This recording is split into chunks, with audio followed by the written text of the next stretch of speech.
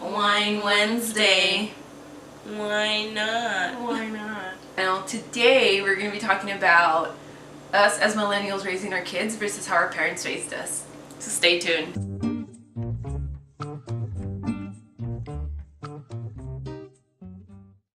So the first thing that comes to mind Is hitting. The punishments. What was the thing that you could say that was most ingrained in you? It was the hitting. The fear that they put in us. Yeah. That. I think our parents did a really good job at instilling fear. But I think it was like instilling fear so that we respected them. And I think that us as parents now, it's like we realize that you don't need to like beat the crap out of your kid to be like for them to respect you as a person. Or put fear in them. Or are having to go to the lengths of making threats. Yeah, like constantly threatening your kid all the time. And think that you're going to end up getting your way. Because it doesn't work. Nope, it does not work. It doesn't work. Spanked. I spanked Jacob a couple times when he was little. And I think that's as far as it got. But that was before like my revelation of realizing that spanking was not the way to go. As far as it went, was maybe a spank in the butt and maybe a slap on the hand was as far as it went. Younger, I remember the worst thing I could have done is make him take a nap. Yes. He was like yelling in the bed, kicking, screaming. But they eventually fell asleep. Yeah, eventually they'd fall asleep and you'd get a break for like at least an hour. Either making them sit in the corner, that or taking away the things that they really liked. And I think along the lines of like punishment and like having, as a parent, like you have to be able to discipline your kid. I think another thing that comes with that is like teaching your kid to be forgiving. And I think that as a parent, like you need to be able to forgive your kid in certain instances so that you're not constantly feeling like, you know, you're cutting off their head for every single bad thing that they do, right? It's like, well, I don't need to punish you this time, or I'm going to cut you some slack, or I'm going to give you another chance. I'll give you a few more chances. And I think that wasn't something that our parents ever did. No. It was just like you got one warning and then that was it. Yeah. Boom, right in the face. And then even more, it depended on what mood they were on. I feel like there was times where we were able to get away with certain things, and there was just some days that were just like the slightest thing. I think most days you weren't able to get away with things. You know? Most days you were not getting away with shit. Yeah, learning to be and what comes with punishment is also being very patient. You're gonna go through a lot of tantrums, and with that comes a lot of patience, because I feel like once they start to yell and scream because they want to get their way, you need to be very patient and just let them go through their tantrums.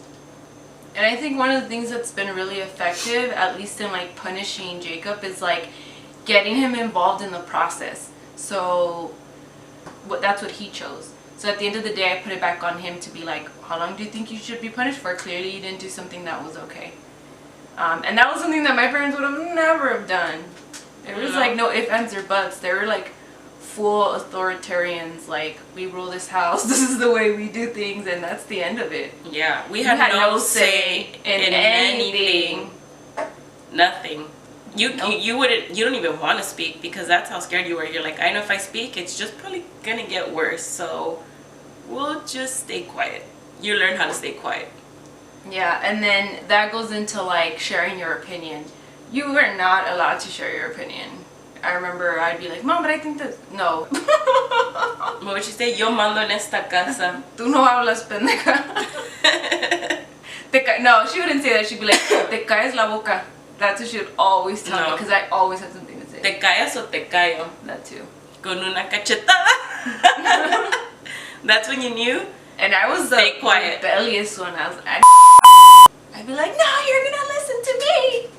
I have something to say. And then I would be like, Andy, you're gonna ruin it for everybody. Yeah, that was true. Shut up, Andy. Yeah, that's true. I would always be like, Andy, just be quiet. She'd be like, no.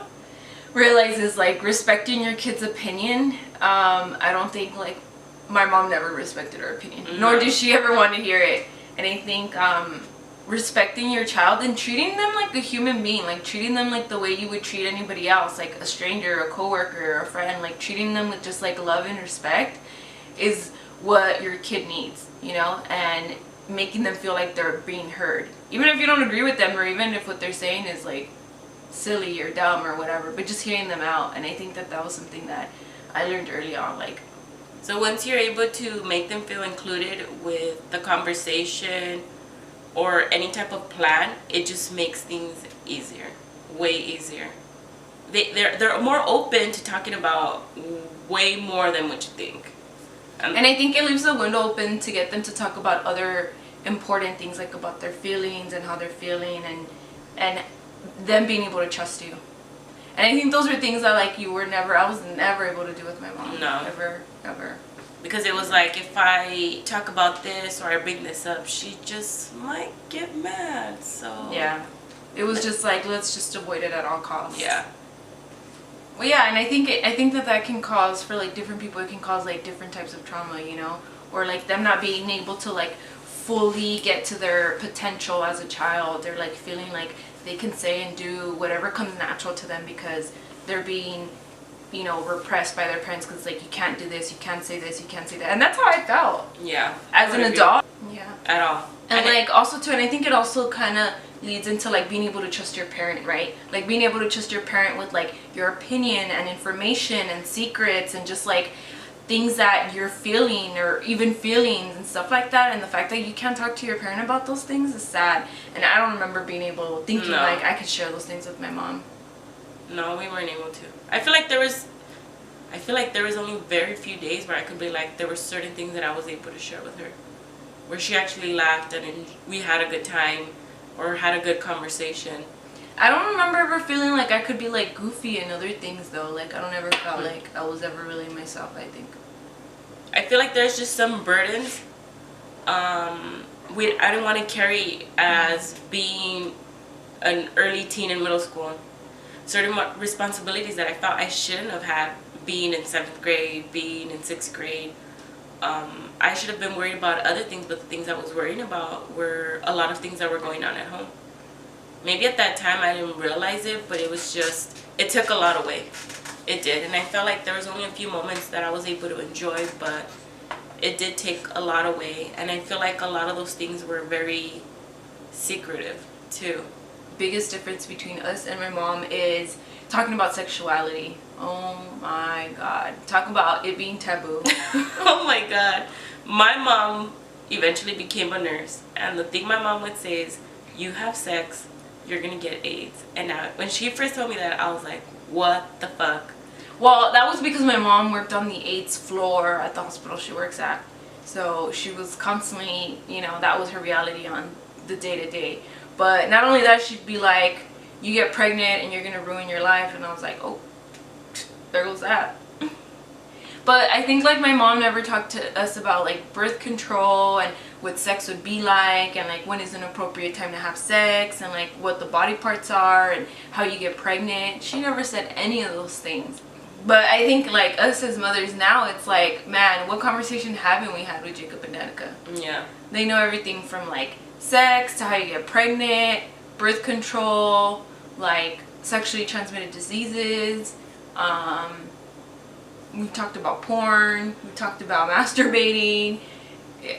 Everything. And I think Danica gets more embarrassed than Jacob. Jacob's like, I already know that.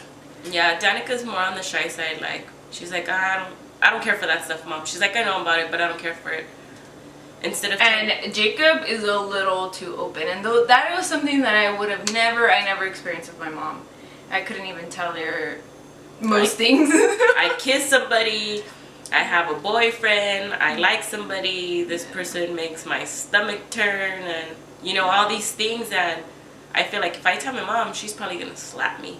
Yeah. She tell me to shut up. Tell me that I'm done. Pendeja, porque andas haciendo babosadas. Or what was the other one? Ni sabes cómo lavar los calzones. Ni te sabes cómo limpiar el trasero. Y ahí andas con novio. Estás pendeja. Yeah, I would say another difference is like taking the time to explain things to your kids. You know what I mean? Like, and I think that kind of like runs parallel with like patience, because I think a lot of kids are different, but like for the most part, kids are like naturally inquisitive, and they want to know like how things work and what they are and what things mean and why do we do certain things and stuff like that, and habits and patterns. And I think it requires a lot of patience. Even though like some of the questions we might think are like dumb and annoying or like self-explanatory, it's not for them. And so just taking the time to explain things. And I remember my mom never wanted to explain things to us. She'd be like, "Cállate," you know? Because I said so and that's it. Yeah, she was like the rule of law, and it's like you don't get to ask any more questions. There's no if, ands, or buts. Yeah. I said it and that goes. You know how many times I got smacked in the mouth by my mom? Many. She'd be like, "Cállate," and I'd be like, "No," and then she'd be like, ugh. So I got slapped in the mouth a lot, but she didn't actually spank me a whole lot. But yes, being able to just have sit-down conversations with them and talk to them about why you do certain things, or how you feel about certain things, or why you don't allow certain things, and just putting clarification really helps out a lot. Not underestimating like your kid's intelligence and like their ability to be able to make like really smart, like give you really good opinions and like smart and informative decisions. Like kids are super smart and super brilliant. And so I know that when I'm being unfair, Jacob is quick to be like, "Mom, no." Like, yeah. You're not being fair. Yeah. And I'm like, "No, you're right," you know? Or allowing them even to call you out when you are in the wrong. Yeah, and that is something we would have never done with my mom. She would have been like, "What the fuck are you talking about?" Or being like, "Hey, this punishment is unfair," or "You're being unfair." Those things I feel very strongly about, like being like, "Hey, there's times where things are going to be unfair, and it's okay if you call me out on it, and we could have a sit-down conversation about it." We're constantly having conversations, and it's one thing that I truly enjoy doing with them, is just talking. Like when you don't know any better, you don't know to like do things differently until you learn. Definitely lots of trial and error. Definitely. But I think it's all paid off, and I think that we have really good relationships with our kids, and yeah. You know, obviously it's not perfect, no one's perfect, but I think we have really good relationships with them. And I think going into the future, like now as they're getting into the teenage years, which I think are even the most crucial years, right? Where it's like kids are trying to figure out like their place in the world and who they are and what they identify with and who they want to be when they get older, that them being able to rely on you and trust you so much is so important at that age. Because Jacob's turning 13. We were talking about it today, and he's going to be 18 in 5 years. Yeah. 5 years. And he already wants to learn how to drive. Danica will be in high school in 2 years, and I'm just like, no. Jacob will be in high school next year. That is wild. And I'm still a mom that looks like I'm like 17 without makeup on. I know, they're like, is that your brother? Is that your sister? Yeah. No. Yep. I think that was something that they asked me at the airport last time. Is that your little sister? Girl, bye. Fuck out of here with that. I'm like, nope, she came out of my vagina. Like, don't get me wrong, I get flattered when people are like, "You look so young," but at the same time, I'm just kind of like, I'm a mom! Respect me! Respect my authority! We really hope you guys enjoyed this video. If you guys have any stories on your childhood, how you guys grew up,